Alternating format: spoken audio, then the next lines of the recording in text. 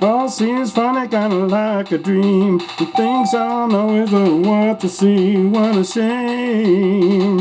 Jive Talkin with Shane. All seems funny, kinda like a dream. When LA guns, Motley Crue, and the screaming at me. Shane. One Jive Talkin with Shane.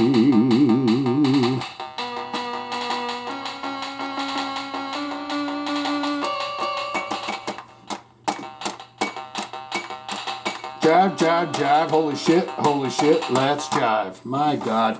I apologize for that. See, what I've done here is I found this little cheap piece of shit.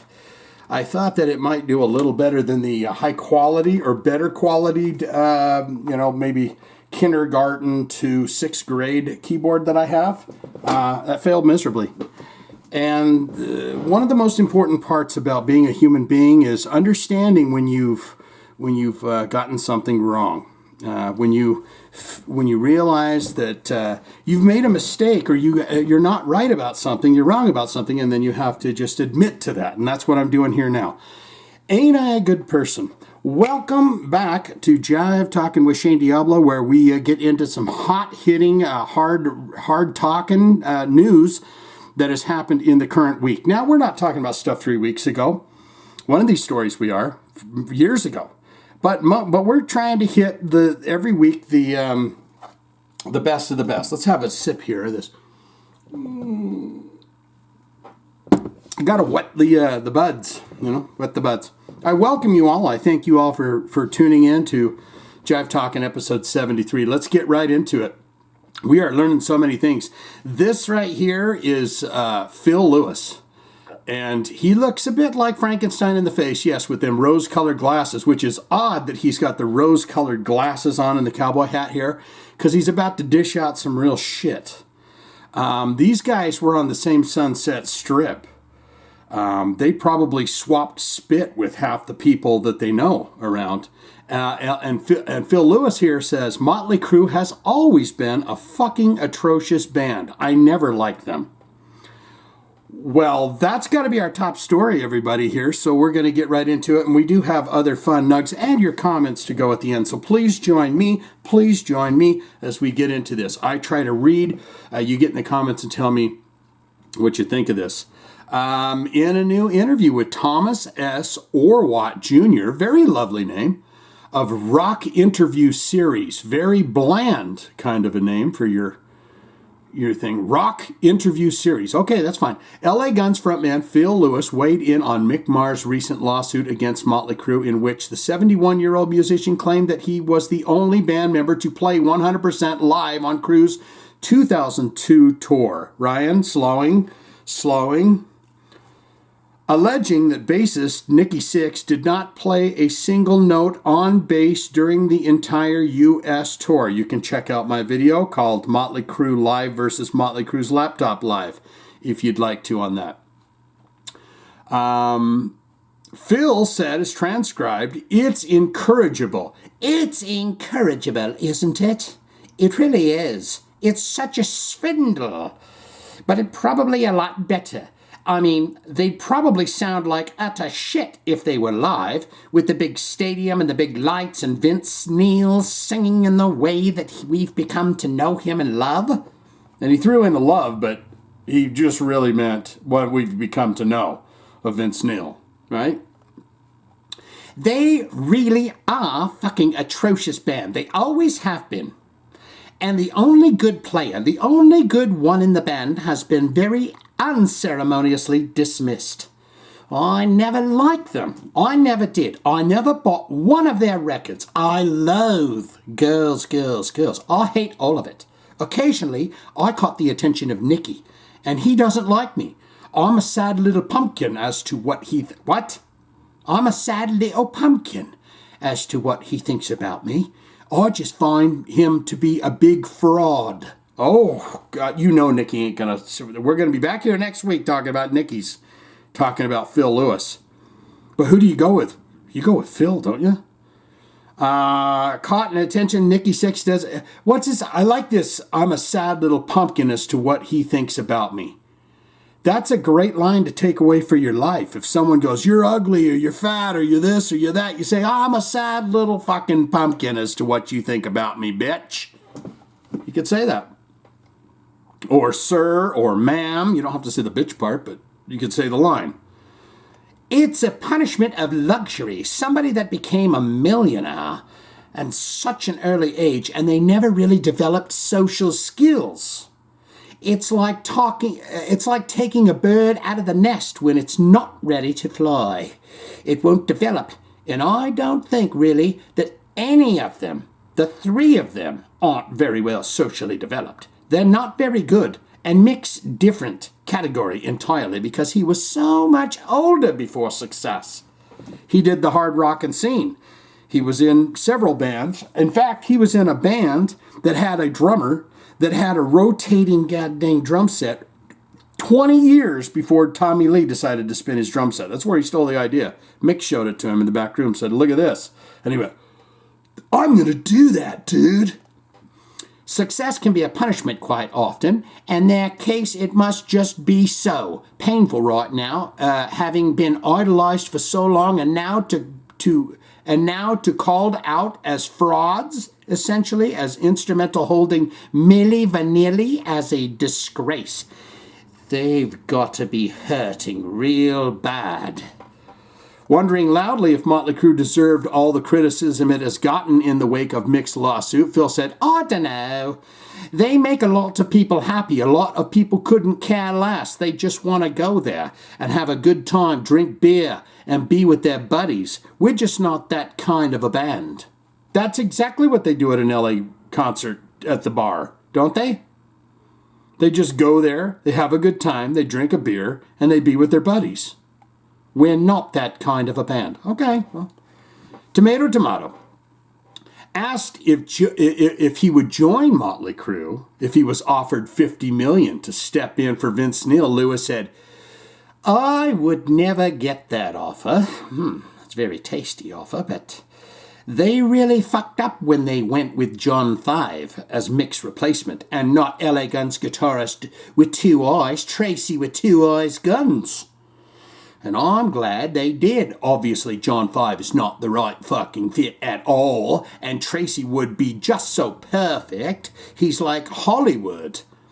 He's a brat like them. He's just like the next generation down, and it would have been such an incredibly good fit. But Tracy's not trendy. It's got to be fucking Rob Zombie's guy. It's got to be, Lenny Kravitz's wife or ex-girlfriend. It's got to be trendy. He's laying it out. He's throwing some sling at Rob Zombie and all of them, isn't he? It's got to be incredibly important. It gives them a sense of importance. And as I said, I'm glad they fucked up and they didn't hire Tracy. They should have got Tracy. And would I take it? Hell yes, I would. I'd take it. I'd do it in a heartbeat. Ha, ha, ha. He laughed right there. All I've got to do is get on stage and mime and wiggle my ass and wear whatever I want. Yeah, 50 mil? Come on, let's go. Oh, he's dishing it. He has straight breakdance moved to all of them. To all of them, except for Tommy. Tommy beat him up. Let's get into let's stay on Nikki Sixx here. Nikki Sixx says producer Bob Rock, he's the guy that did the Nothing Else Matters classic hard rock and black album from Metallica. He produced it. I think he did that terrible one too, didn't he? Saint Anger. So he did one of the greatest and one of the worst. Nikki Sixx says producer Bob Rock is bringing out the best in Motley Crue in the studio. So it's went from, we're so sad to see him go, and 2 months later, it's we're in the studio with John 5 alive. Nikki Sixx has confirmed that Motley Crue has entered the studio with longtime producer Bob Rock to record some of the band's brand new music. Late Wednesday night, really late, at the witching hour of Wednesday night, April 19th, Sixx shared a photo of him apparently working on a new Crue lyrics. Why write words down when Vince is just going to go nah, nah, over the top of it? I don't get that. And he included the following message. I'm sure you all know how important lyrics are to me, even though Vince doesn't sing them. He didn't say that. Studio is a highly creative space. And with us recording, I thought I'd try to get a creative head start on some of these for Vince Neil, the vocalist of our band. You know, the guy that goes... I got one done and going to try to wrap up the next one and show it to the guys. Bob Rock is pushing us hard and bringing up the best in us. Tommy Lee's drums Tommy Lee, he's playing his ass off. Jesus, these drums sound so huge. Probably lay down my final bass track once we get on stage at the 2023 stores. Oh, no, he didn't say that. Probably lay down my final bass tracks in the next few days. I don't know. Maybe I will. I don't know, though. John 5, Hot Potatoes, is so fast, and I'm sure he will get all the songs done in just a few days. But then again, Bob Rock loves those huge walls of guitars, so it could take a moment. Going to take a break from recording to fly to Kansas to rehearse, and then play the at NFL draft show. And then back to finish it all off.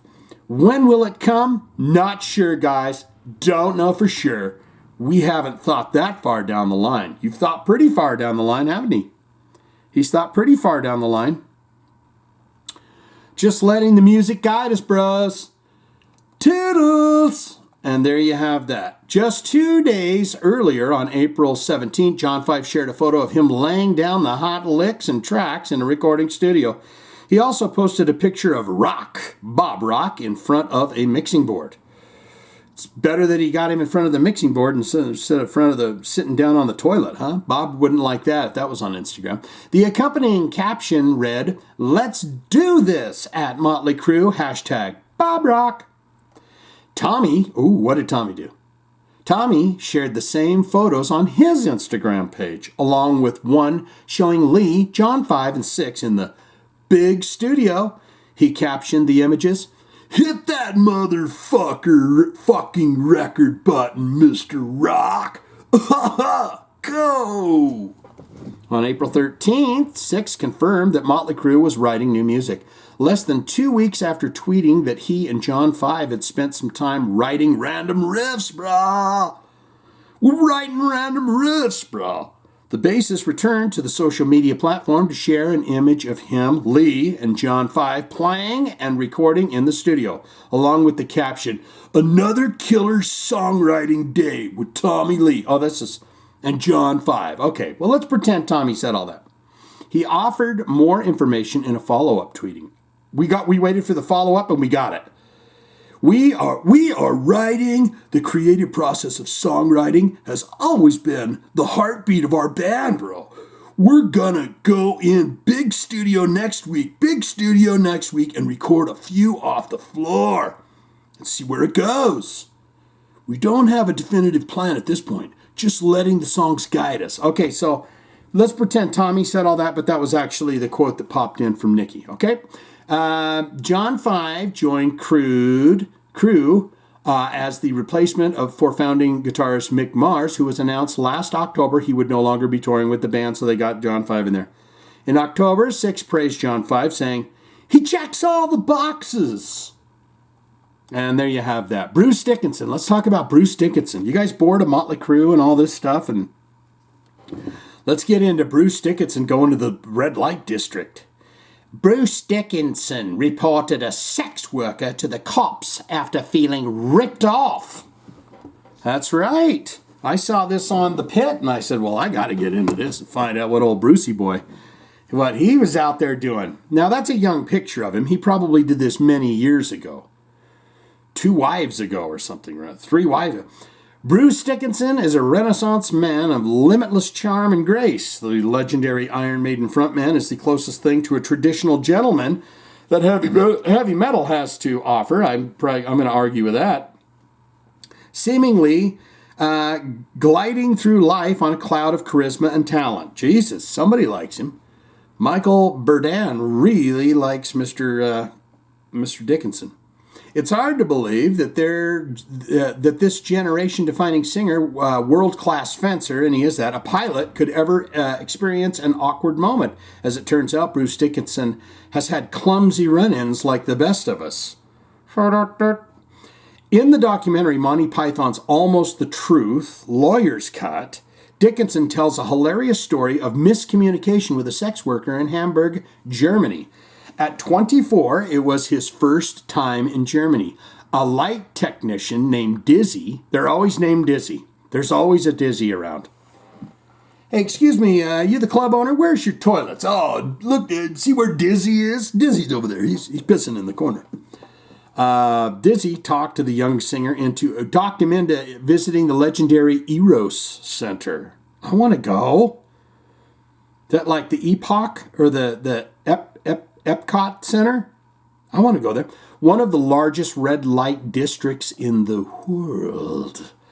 I had the occasion to complain about a very bad service being given by a sex worker that we engaged for the evening. We went upstairs with these two girls and started negotiating. We didn't have a lot of money. We didn't have any credit cards, just some Deutschmarks. Bruce attempted to negotiate a deal, not realizing that the clock was already ticking. Before he knew it, the sex worker cut him off, saying, "That's it. The time is up."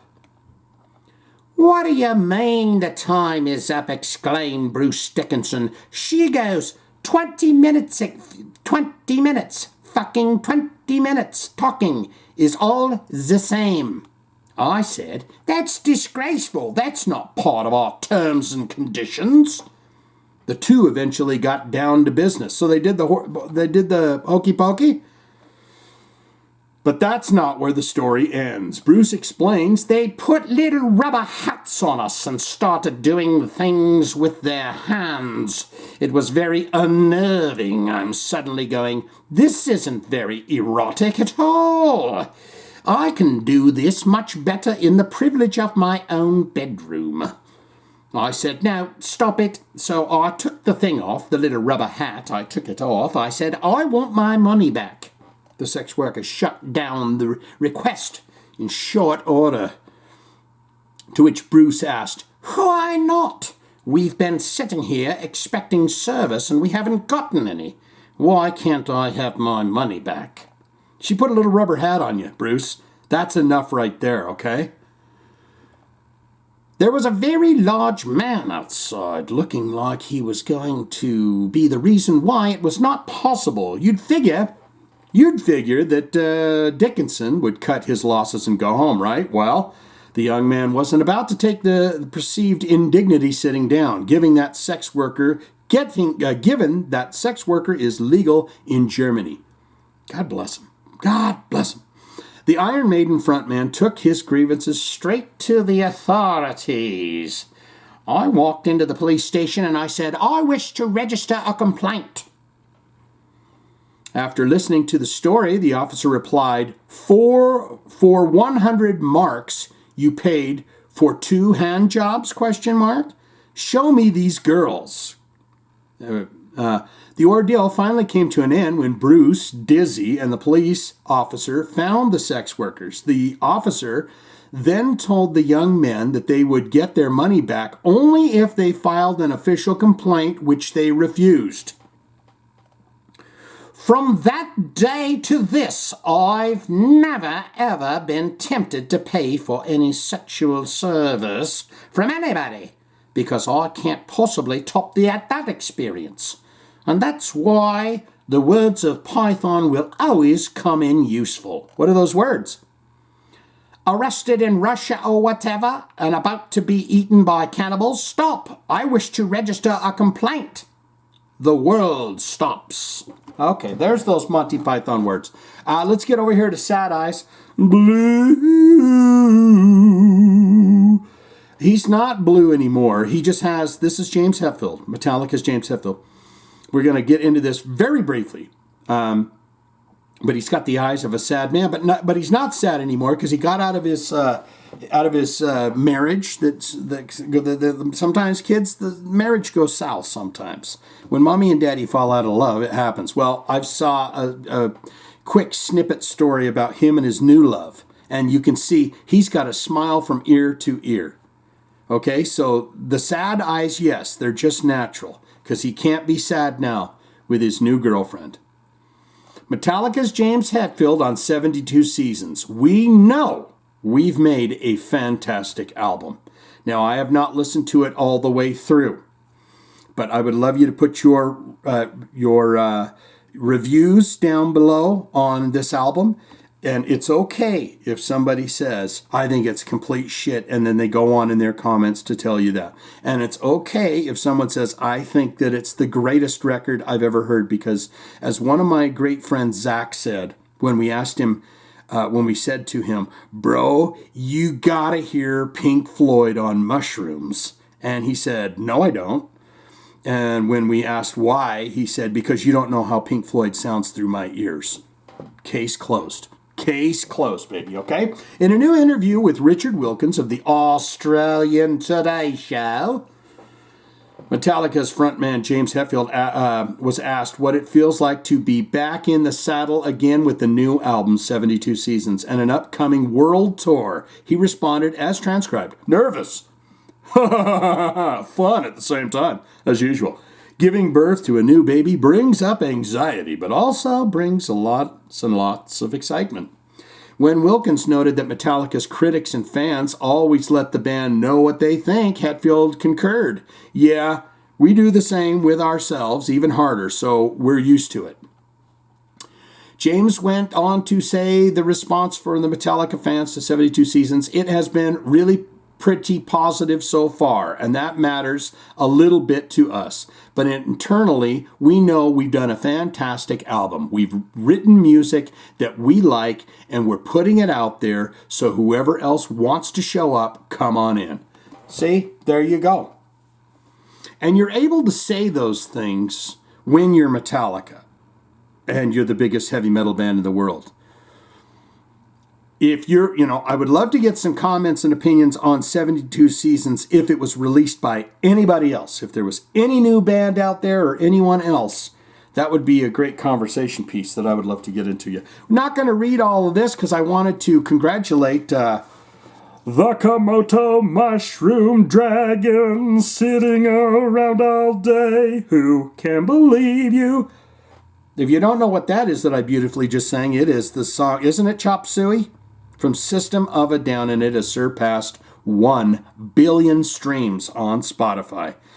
And that does not surprise me that people would want to hear that song 1 billion times. Let's just quickly get into this, then we get into your comments. System of a Down song Chop Suey recently crossed the threshold of 1 billion streams on Spotify. It is the first System of a Down track to reach that milestone. The Spotify accomplishment comes a little over 2 years after the music video for Chop Suey surpassed 1 billion on YouTube. Chop Suey was the first single from System of a Down's second album, Toxicity. The single was released in August 2001. That would have been pretty close to a huge disaster that was about to happen. Now that I'm thinking about it, didn't they, what was it, like Slayer and these guys released the new albums on the 9/11? Earned the band its first Grammy nomination in 2002 for Best, what was it, guys? Say it with me. Best Metal Performance. Not Best Record, Best Song, Best, it's always Performance. All right, we're getting out of that. We're getting into your comments. We've got a load of them today, you guys. And we got Mike Buchanan coming in here. I had this great comment going on, did I say Mike Buchanan? I hope I did. I had this great comment going, but my computer decided it was time to restart to install updates. I hate that. So you get the Cliff Notes. Movies, Day of the Triffids and Night of the Lepus. What was that one? Night of the Creeps. Oh, I love that movie, Night of the Creeps. You ever see that one? Watch that one, please. Gene begins my prediction of Kiss doing a tour in a wheelchair. Yeah. I think they're going to be done with it. And, oh, God, all that stuff. Short interlude, OT here. I listened to, Eddie Trunk has released the first Ace Frehley and the second interviews, and it is absolutely amazingly wonderful and so funny to listen to. So I would encourage you guys to go check out that Eddie Trunk podcast with Ace Frehley, because he puts them both parts together, and it is comedy gold. Done talking about Motley Crue. Another cliff note here: Tommy is not that controversial as the Muppets were to be for adults. Tommy is not that controversial as the Muppets were to be for adults. Okay, I don't know. Dave is the hardest working drum in metal today. Metallica should have been on the Muppets instead of Tommy. Okay. And now let's get into them Jive Talkin. You guys want some really good jokes? Here we go. Jive Talkin jokes of the week. What happens when a microphone bangs into a telescope? A kaleidoscope, because they're collide. Not everyone thinks of Cleopatra as beautiful. But that's how Julius sees her. Oh, God, that's good. That's a teeth grinder. I got to tell that to someone it'll piss them off. It's that good. I once swallowed a book of synonyms. It's given me a thesaurus throat. It's given me thesaurus throat I've ever had. But it's the book, The Thesaurus. And finally, interviewer. What do you consider one of your strengths? Me. I can perform under pressure. Can you give me an example? Deep breath. Ba-ba-dee, ba-ba-dee, ba-ba-dee. Pressure. I know what song you're doing, but I'm trying.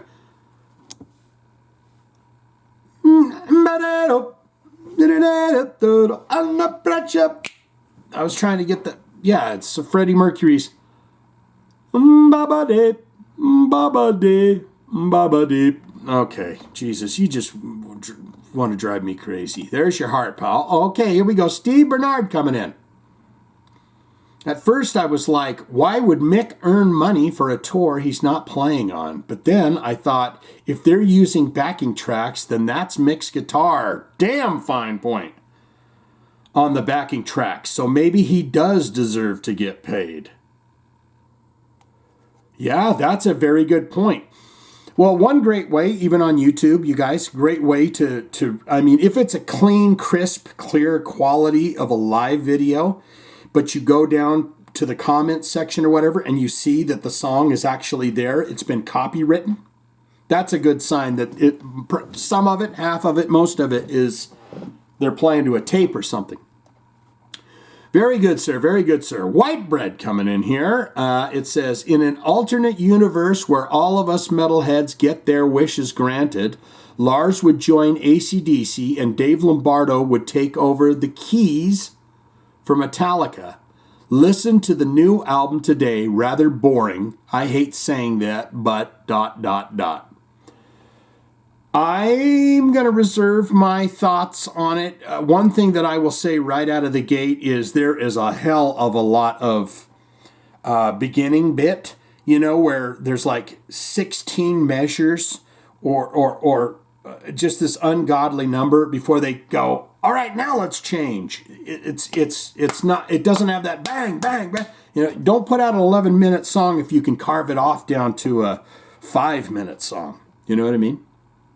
Unless it's epic. It's got to have that. That's what those bands, those power metal bands and stuff, they have that. It takes you on a journey. You don't just go, bang, here's 4 riffs we're doing in a song. It's going to be an 11-minute song, and we're going to cycle through this shit. That's not my review, by the way. Let's go. Jerry coming in here. Here's Gene in chair, nowhere near a mic. You can plainly hear his voice on backing tracks. Okay. I'm hitting that because I'm going to remember that. And here's Jerry again, Jerry Flick. Proof Nikki's not plugged in. I think I saw this if it's a short.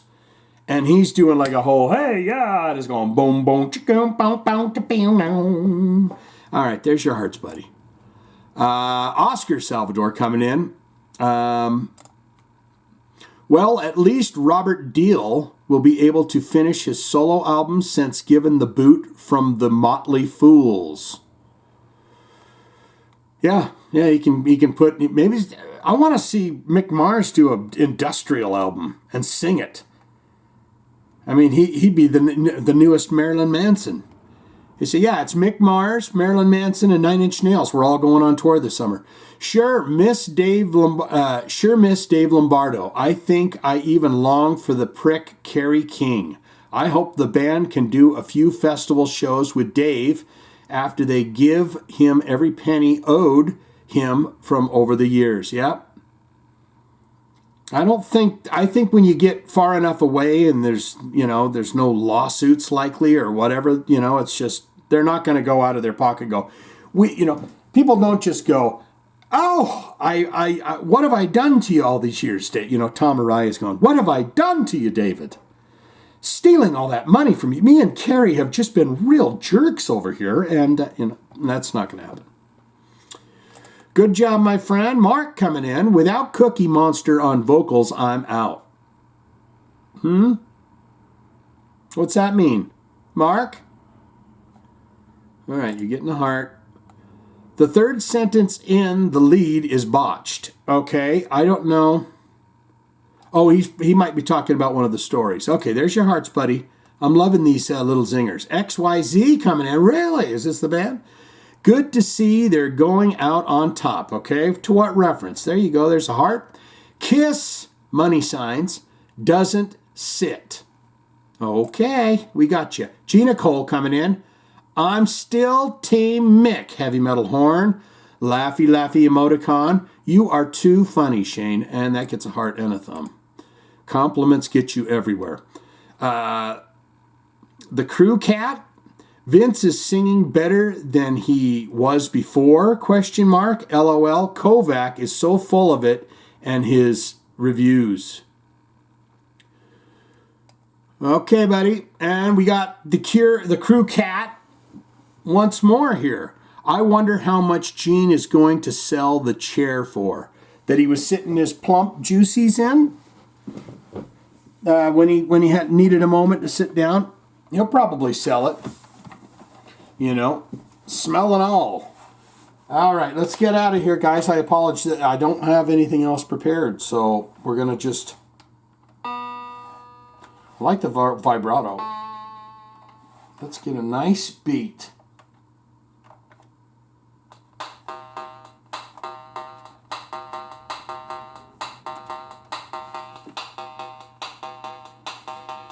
Get aboard the Jive train. We are leaving the station. Jive Talkin with Shane Deep. Get your heavy metal news for free. Sit on down, you put your earbuds in. You're gonna hear swear words, gonna hear some sin. Gonna have good times, gonna have some fun. Jive Talkin for everyone. Oh!